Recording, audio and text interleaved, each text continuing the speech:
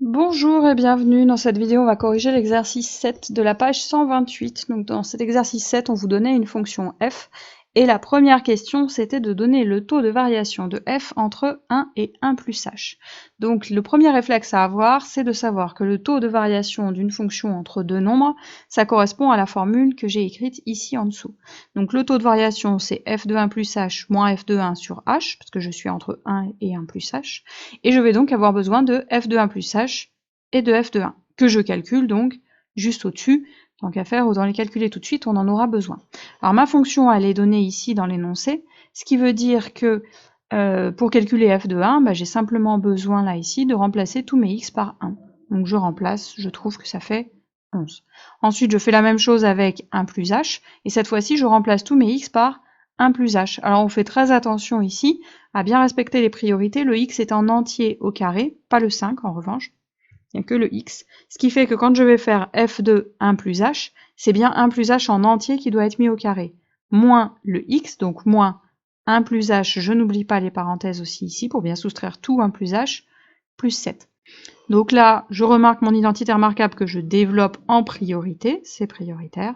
Ensuite, je distribue le 5, et puis je simplifie le plus possible. À la fin, j'obtiens 5h carré plus 9h plus 11. Donc là, normalement, pas de difficulté. Une fois qu'on a obtenu ça, eh bien, on remplace dans la formule f de 1 plus h, c'était ça, moins f de 1, et donc ça va me faire moins 11. Alors je ne l'ai pas réécrit, hein, là il y a plus 11 moins 11, ça se simplifie tout de suite, donc je ne le réécris pas, j'écris directement ça. Alors ce qui est tentant là ici, c'est de simplifier un h en haut et en bas. Je ne peux pas le faire parce qu'au numérateur, ça n'est pas un produit. Là ici, c'est une somme. J'ai 5h carré plus 9h. Donc vu que je n'ai pas un produit, je ne peux pas simplifier. C'est pour ça que l'étape d'après, je factorise par h, comme ça h est un facteur, h est multiplié cette fois-ci par quelque chose, et ensuite je peux simplifier mes h, ce qui fait que j'obtiens 5h plus 9.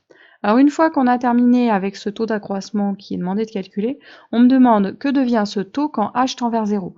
Donc là ici, ça revient à calculer la limite, comme dans le cours, donc on écrit lim quand h tend vers 0. Donc ça veut dire que h va se rapprocher de plus en plus de 0, sans être égal à 0, parce que sinon le taux d'accroissement n'existe pas là, ici. Hein.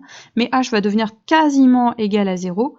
Qu'est-ce que ça devient? Ah, je vais faire 5 fois quasiment 0, on va faire quasiment 0, plus 9. Normalement, ça devrait me donner au total quelque chose qui vaut quasiment 9. Donc on écrit que la limite quand h tend vers 0 de taux de h est égale à 9. Je vous rappelle, l'astuce, c'est simplement de remplacer le h par 0 si vous avez des difficultés à imaginer le principe.